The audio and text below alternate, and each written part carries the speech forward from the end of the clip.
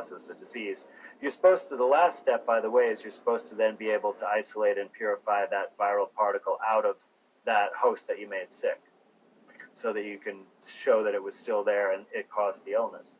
The mayor of the area in which I live is a obstetrician, and every day he's putting out social distance, put on your masks, don't have a party, don't do this, don't go to the synagogue, don't pray, and just constantly putting out this fear. Now, I don't think that he in particular is a malicious guy.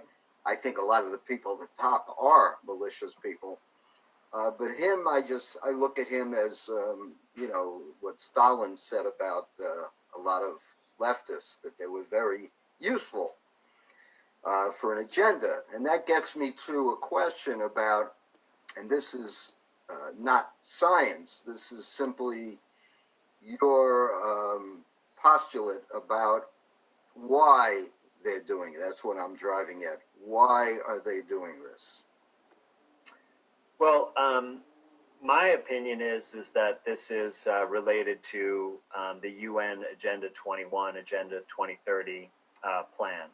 So, and some of the evidence that made me become aware of this was firstly that if you look at how the policies were coordinated with all the governments around the world, that everyone did the same exact thing, and that is very uncharacteristic of how sovereign governments work, right? They would all make their own decision about how to handle a crisis.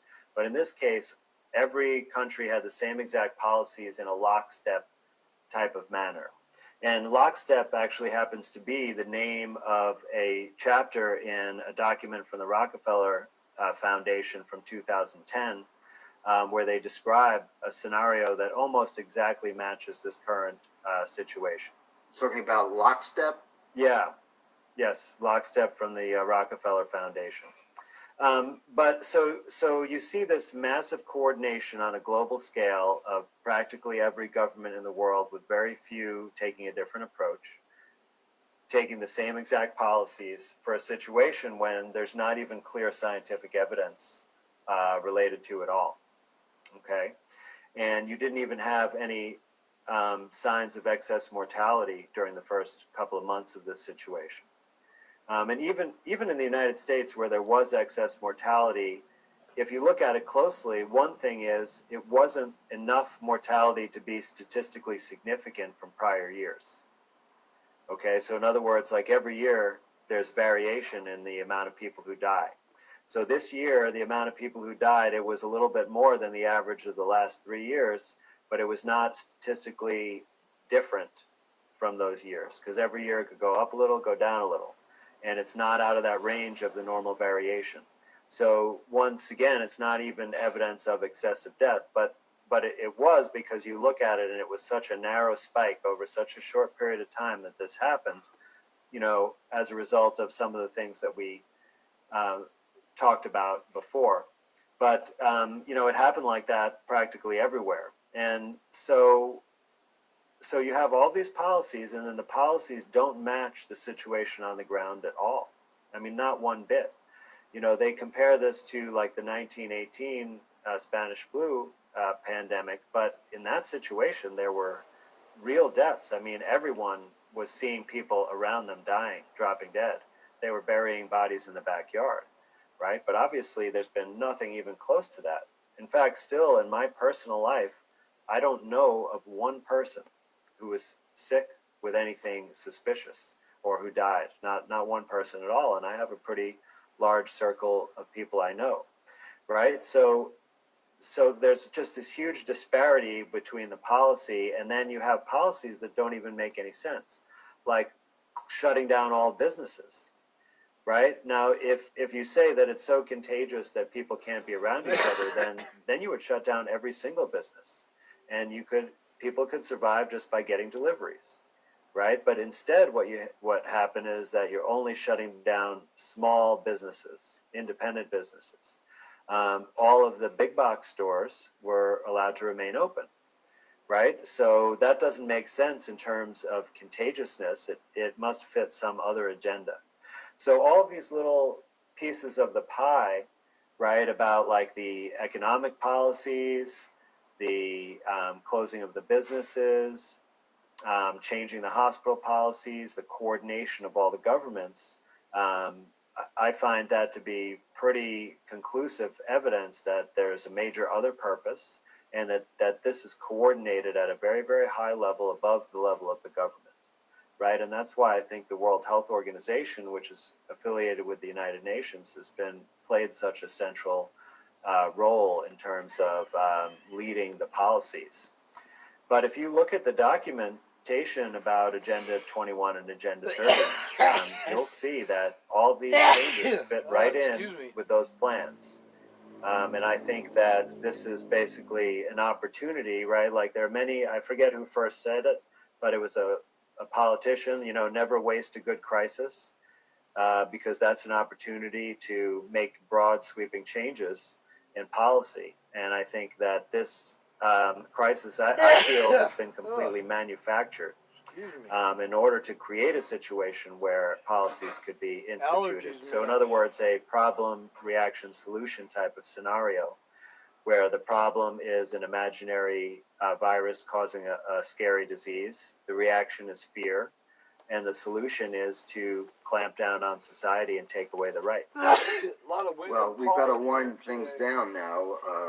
It's a shame that I'm not president of the United States, which I doubt, with the type of society we have today, that could ever happen.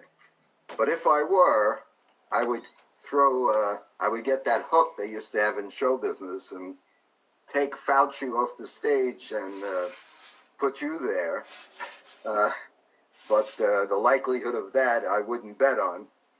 But I really cannot overstate my admiration for you, your courage, your integrity, your character, and your willingness to go out there and be in the arena. That's actually a famous speech by Teddy Roosevelt, the man in the arena. And unfortunately, there's very few people like that. There was a fellow that I interviewed, a black man named Jesse Lee Peterson, and he's pretty infamous because he opposes the whole BLM agenda. But he made one very interesting point that I think relates to you. He said black people are on the wrong page in terms of their viewpoint about systemic racism and all of that. He said, however, they are willing to go out there into the arena and stand up for the viewpoint, no matter how warped you can argue it is. He said, you white people, all you care about is your material things and your money, and you don't have the character to put that at risk. And so you would be the antithesis of the person he was describing. And for that, you deserve our gratitude and our admiration. And I hope to be in touch with you in the future, and God bless you.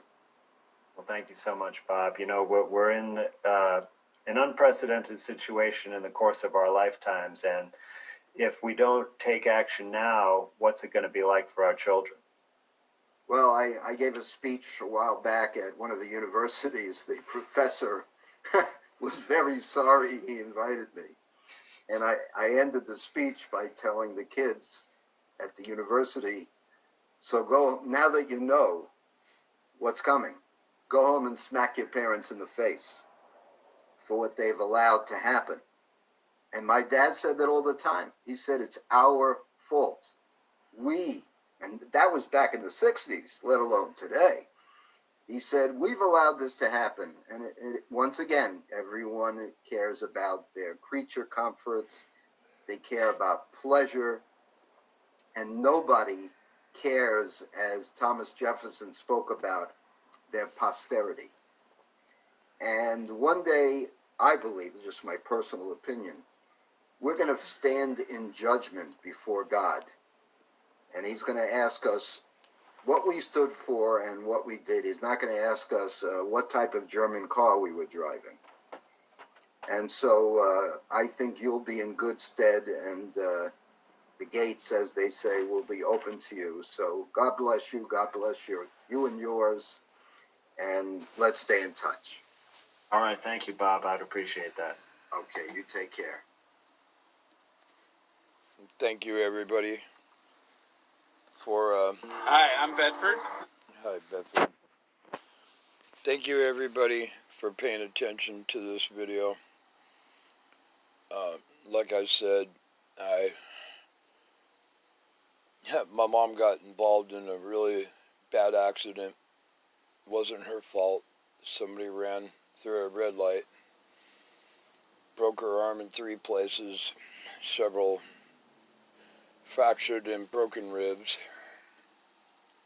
and that's why you haven't seen me lately. So I've been extremely busy, okay?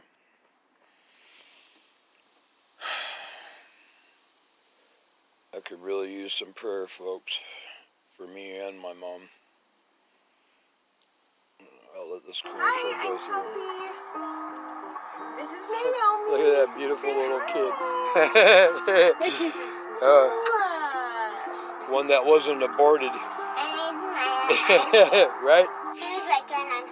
Right? My name is Jax. I am 9 years old, and my mom and Bedford got married when I was 2. And we're the Doors. God bless you, Family brother. is fun. Family is love. Family is kind. Family is awesome. Family is what it is, right? Family is cute. Yeah, she's adorable. Sizes. And colors. Yeah. God bless you all, man.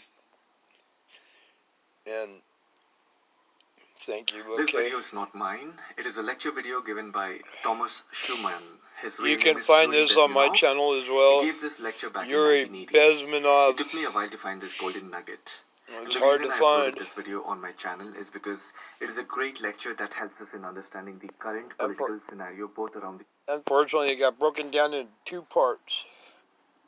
I'm not sure with my screen sharing app.